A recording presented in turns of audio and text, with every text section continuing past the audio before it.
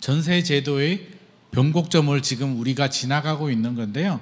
전세 제도의 변곡점을 간단하게 설명드리면 당장은 아니겠지만 앞으로 이제 전세가 서서히 소멸될 거예요.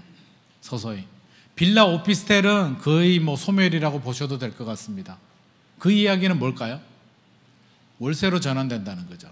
이제 아파트, 그러니까 자기 돈 내고 아파트 살 사람 아니면 대출을 받는 사람 아니면 월세를 받는 수익형 부동산으로 넘어갑니다. 지금 이제 중요한 변곡점에 서 있고요.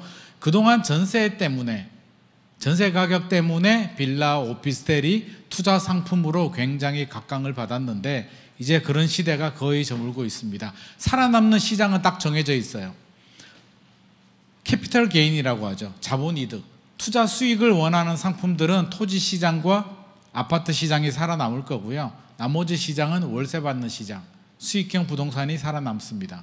어중간하게 전세 가지고 갭 투자하면서 빌라나 이런 거 가지고 이제 돈 버는 시대는 쉽지 않습니다. 그래서 지금 굉장히 중요한 시기, 변곡점에 우리가 와 있고요. 지금 최근에 부동산 시장 분위기도 바뀌고 있고요.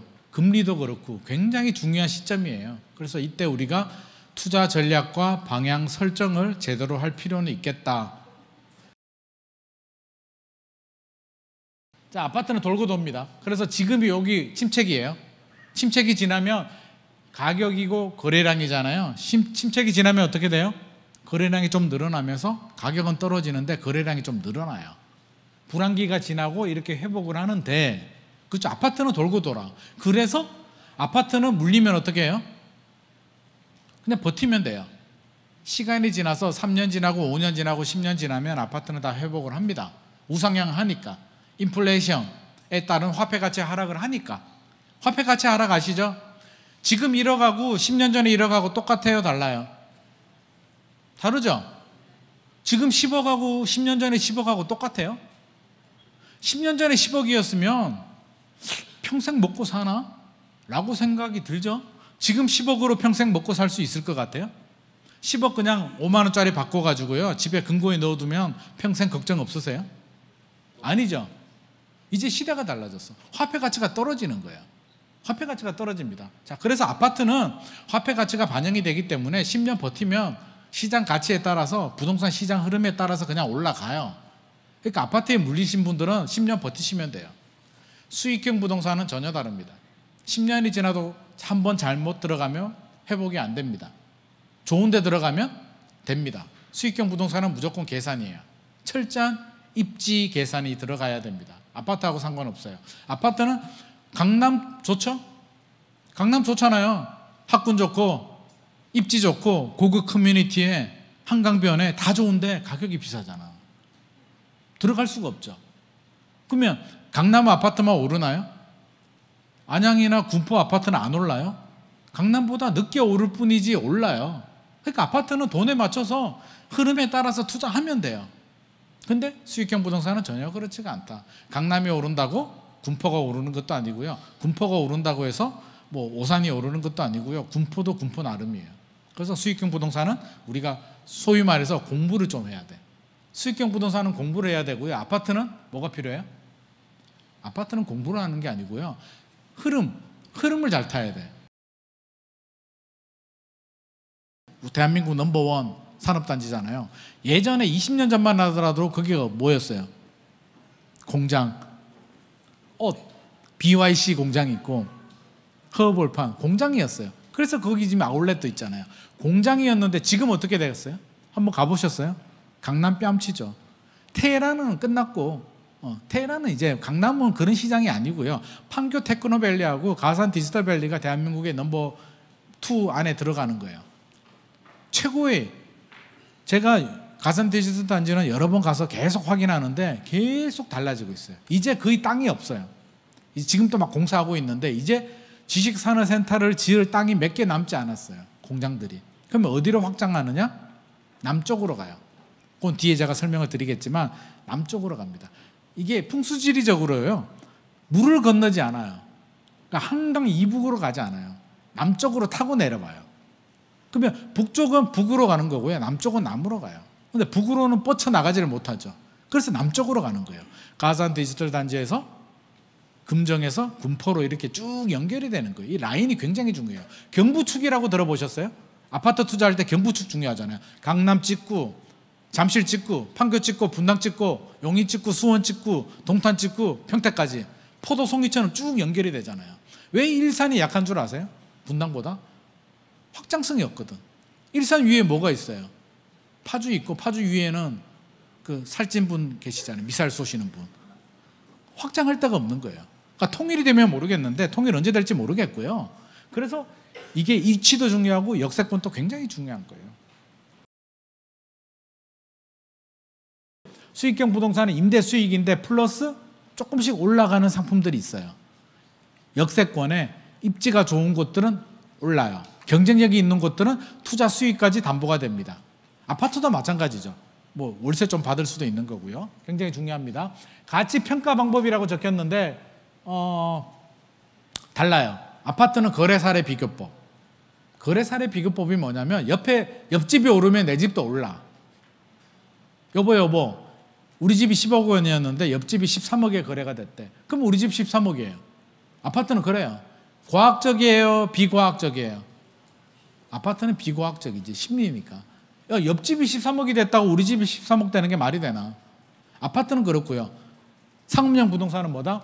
논리 계산, 수익환원 법, 수익률로 계산하고요. 투자 수익으로 계산을 합니다. 자, 가격 흐름 제가 다 설명드렸으니까 심리고요. 여러 가지 요인에서 영향을 받는데 수익형 부동산은 논리 계산이고요. 임대료, 분양가, 금리, 경제 이런 영향을 받습니다. 금리 영향 절대적이고요. 정책 영향 없습니다. 소극적이라고 했는데 그 영향 없고요. 전세 영향 없습니다. 이게 예전에는 전세가 효자였는데 이제 효자 아닙니다. 전세가 오히려 리스크예요. 이제 그런 시대가 왔습니다. 심리 영향 없고요. 핵심 지역 중요하지 않습니다. 중요하지 않아요. 역세권이면 되고요. 수익률 잘 나오면 됩니다. 사이클 없습니다. 오르고 내리고 기다렸다가 타이밍 잡는 거 필요 없습니다. 다 아파트 얘기예요. 우리가 지금까지 알고 있는 투자 법칙은 다 아파트예요.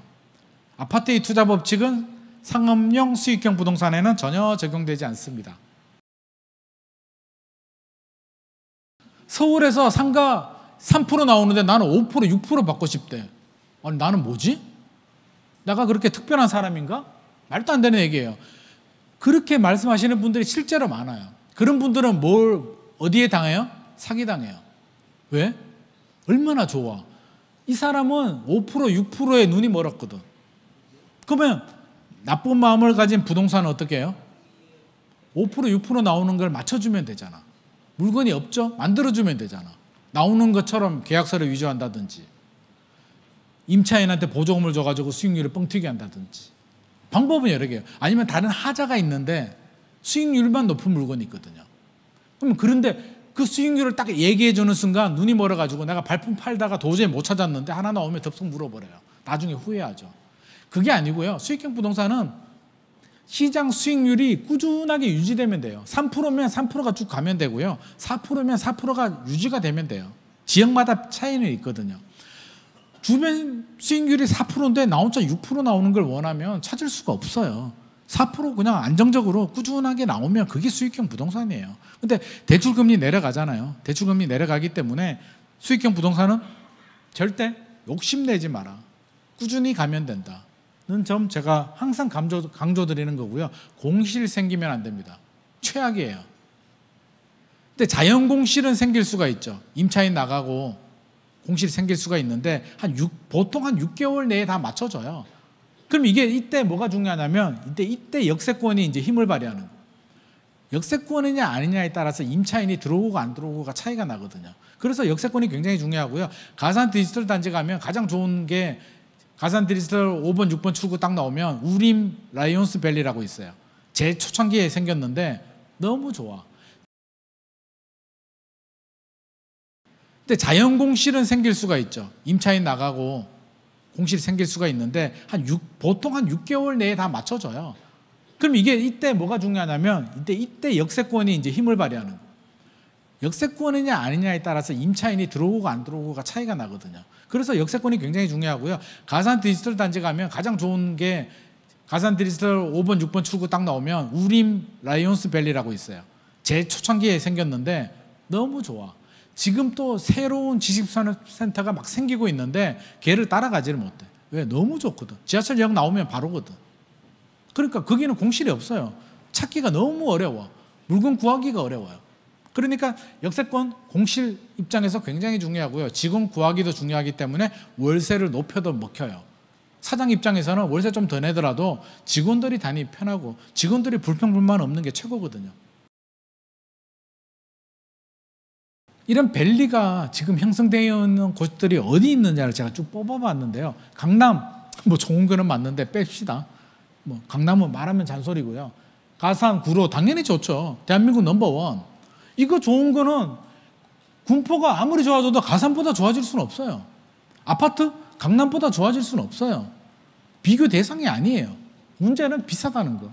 애들은 너무 비싸. 평당 3천 줘야 되거든. 자, 그러면 얘하고 비슷한 수준에서 판교 뭐 이거는 강남 수준이니까 빼고, 자 분당, 판교 분당 빼고 이 이하에서 경쟁력이 있는 곳이 어딘가요? 없다는 거지. 오산? 서수원? 서수원이 어떻게 군포보다 좋아질 수가 있냐고요. 입지적으로 올라갈수록 좋은데 그렇다고 너무 올라가면 안 돼. 이쪽으로 가면 안 돼요. 한강이 마지노선이에요. 한강 넘어가면 안 돼. 대한민국은 한강 이남에서 애들이 좋은 건 알겠는데 애들은 이미 가격이라든지 확장성이 끝났어. 이제 성장이 없어요. 가산 디지털단지 더 이상 성장 없습니다. 이제 정점이에요. 여기서 월세 받고 끝이에요. 더 좋아질 일이 없어. 그렇다면 인천 좋긴 한데 인천 너무 많고 이미지도 그렇고 땅도 너무 많고요. 공단도 너무 많아. 인천은. 그러니까 인천 빼고 없다는 거지. 안산보다는 군포가 100배 낫죠. 이런 말씀 드리면 안산에 계시는 분들 섭섭하게 생각할 수도 있는데 제가 볼 때는 그래요. 비교 대상이 아니고요. 지하철 1호선이 쭉 연장이 되잖아요. 1호선 타고 간단 말이에요. 아파트는 경부축이라고 하죠. 이 경부축을 타고 포도송이처럼 쭉 가잖아요. 지식산업센터, 산업단지들은 지하철 1호선과 경수산업대로를 타고 내려간다고. 지금 내려가고 있잖아요. 이렇게 쭉. 그렇죠? 이쪽 라인들 쭉. 그래서 이 확장성, 미래가치 반드시 눈여겨봐야 된다는 점 제가 누누이 강조드리고요. 서울만 고집할 필요는 없다는 거죠. 아파트는 서울만 고집해도 돼요. 네, 아파트는 서울만 고집해도 돼요. 아파트니까. 왜? 좀 무리하게 사잖아요. 무리하게 사도 10년 지나면 아파트는 다 올라가 있으니까. 근데 수익형 부동산은 그렇지 않다는 거죠. 성장성, 수익성 모든 걸 다 봐야 되고 역세권도 보셔야 되고 좀 복잡하긴 한데요. 아파트 상가보다는 쉽고요. 아파트보다는 조금 어려울 수는 있어요. 아파트는 대충 사면 돼. 대충 사가지고요. 기다리면 돼. 타이밍 잘 잡으면 갑자기 오를 수도 있고요. 타이밍 잘못 잡으면 한 3년, 5년 기다리면 올라요. 그게 아파트인데 우리가 아파트만 투자하고 살 수는 없잖아요.